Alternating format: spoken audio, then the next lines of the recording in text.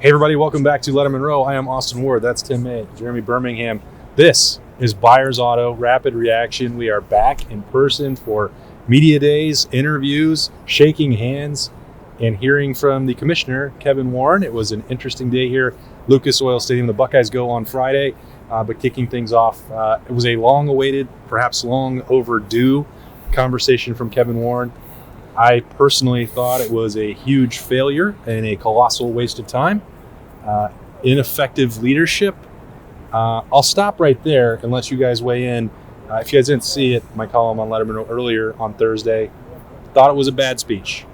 Thought there were no answers. Am I wrong? Am I looking at this the wrong way? Well, wait a minute. Now, there were no answers, so that's correct. Okay. Bad speech, I'm not sure about. That's in the... up for interpretation. Yeah, up for interpretation. I know my left arm is tired because I held my left arm up several times to ask questions. Mm-hmm. Of course, one of the questions I wanted to ask was basically disregarding or thinking that the Football Parents Association of Ohio State was urged to get into the protest aspect of things last August when all of a sudden they decided to cancel the season, move it to the spring, etc. And the emails he had with Christina Johnson, the president of Ohio State, you wanted to follow up on that, but also wanted to get his views on where he sees things moving in the next several years, just from a national standpoint. And I'm not sure we didn't really get any answers to any of those kind of things because number one, I was never called on, and number two, basically just left you understanding he's studying everything. So I'm being very polite. To me, it was milquetoast. That's what I said to someone earlier. It felt to me like just inefficient waste of time because we have watched all week long as the commissioners of the other Power 5 conferences have talked and been very bold, been very forward with their thinking, and it was just a little bit of very tepid. I don't know. And to your point, that argument that he made in an email to Christina Johnson about how the outrage was manufactured, I don't even care if it was manufactured. Number one, I don't think it was. I think it was obviously genuine. You're dealing with parents who have spent their whole lives working to get their kids in that position. Yes. But the point is, if that's what it took to get people's eyes and ears open, then screw it. I mean, that's how it should have been. People were pissed off.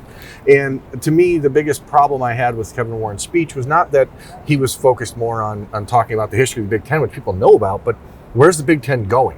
What is the Big Ten doing to separate itself as the SEC continues to, search for world domination? They're studying it. To me, that's there's no studying to be going on. It's too late for that. If Texas and Oklahoma are saying that they can get out, if they're already their granted rights, that they could go to the SEC seemingly overnight, it's too late. Yeah. I mean, who else are you going to get? So now there may be an element to this that Kevin Warren doesn't want to speak publicly about it. If they're making moves behind the scenes, I talked to two people in the Big Ten offices since that speech about, well, if you can't give a public answer, how should you handle this? And maybe that's a fair question if I'm trying to evaluate it. But to not talk about getting vaccines, which every other commissioner did, as a real problem when you look back at last season, especially in this league with the way that they handled everything about it, to be frank, to not address that at all, to not talk about forfeitures, to not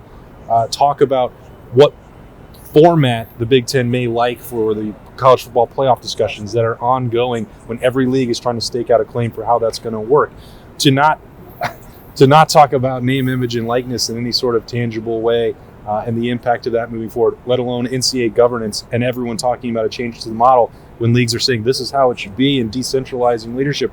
Like all these buzzwords, you didn't even hear any of that. And I can't understand why that was the approach that was taken. Yeah, you can say you don't know the answer to something, but still say it assertively. You can still say, I don't know the answer, but whatever the answer ends up being, the Big Ten is going to be at the forefront of it. The Big Ten is going to be the leaders and the best, as they claim, it's on the, to take one from Scott Frost. I am into sloganeering, okay?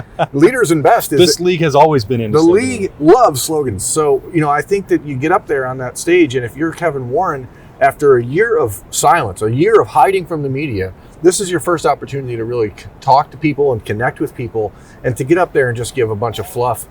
To me, it feels intellectually dishonest, and I think that the reaction that people have is going to be based in the fact that we've waited a year to hear anything tangible from him, and to get that. Well, that's the big problem, see, is that we didn't hear from him from a press conference standpoint, or whatever you want to call it, all through the situation that was going on. So it left all these festering questions, which should have been put to rest 6 months ago, right. 8 months ago. And so then you have all that combined, and then you have all this turmoil that's coming. I mean, there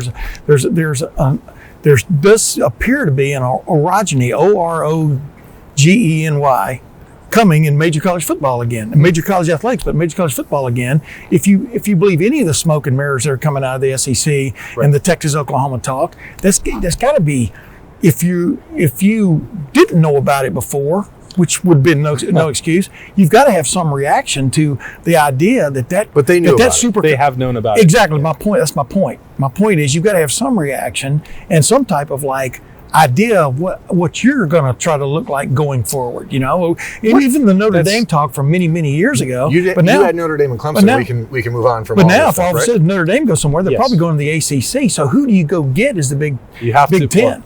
You don't go get anybody, probably. We'll talk about what we could or should do. We'll do that on the Tim May podcast next, because that would be a whole nother hour that we could just talk about. Yeah. But the two things there, and that's what stood in my mind. He knew this question was going to come about Texas and Oklahoma. And the quote was, "We'll see where it lands." That's not an answer. He is right about one thing. That is not concrete. I mean, of course, you don't have to say what you may or may not do, but the response was so tepid.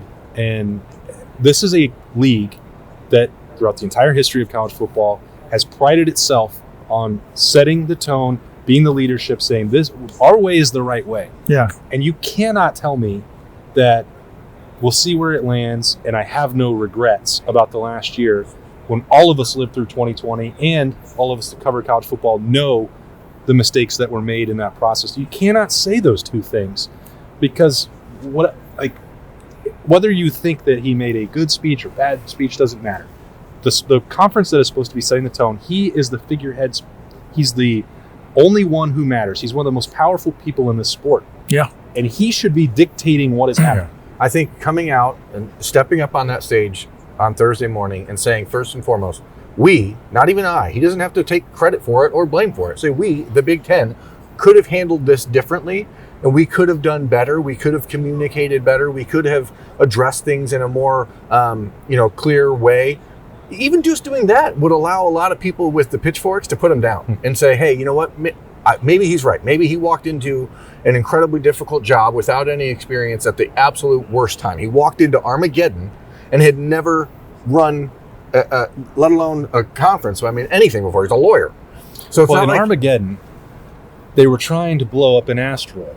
Oh, I was talking about you had to teach the He's talking about biblical Armageddon. You had to teach the drillers how to become astronauts. Well, so we just got to see where the thing lands. That's all. It's just amazing. See where the meteorite lands. It's just amazing. This time of year ago, there was no Big Ten media days this time of year ago, but everybody was still gearing up for the start of preseason camp and stuff. And then it was almost like a knee-jerk reaction to a couple of things that developed, in August that led them down the path to where they.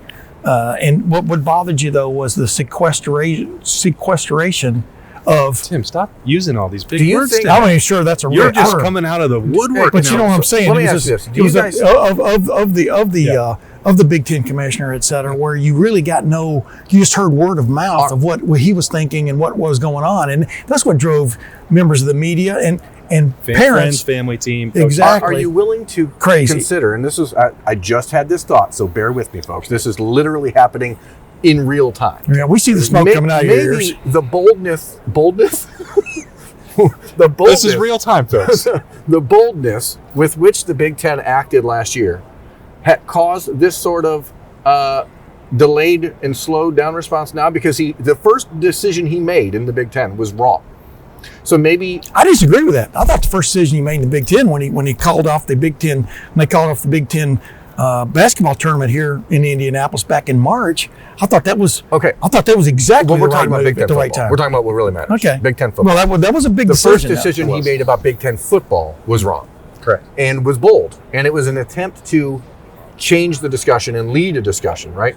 So maybe it's a situation where he's trying to be more reactive instead of proactive because the last one was so clearly incorrect. I think you might be right about a lot of that. I mean, they definitely checking the temperature of the bathwater. There's a lot more to talk about. Yeah, there is. Meanwhile, the bathwater's going from hot to tepid to getting a little bit cold now. To milquetoast. I take showers. To use Berm's word, you guys are just bringing it. You must have had a word of the day calendar this year. I'm gonna have to step up my game, but it's great to be back with both of these guys, with Spencer behind the camera as we provide full coverage of Big Ten Media Days from Indianapolis. This has been a rapid reaction brought to you by Buyers Auto. We're gonna have a lot more of a Michigan and Jim Harbaugh talking about embracing the rivalry more, trying to close that gap with Ohio State, and the Buckeyes, as I said, will be on Friday afternoon. Ryan Day, Jeremy Ruckert, Thayer Munford, and Zach Harrison will be here at Lucas Oil Stadium. That's Tim Burnham. I'm Austin Ward. We'll see you next time on Rapid Reaction, brought to you by Buyers Auto.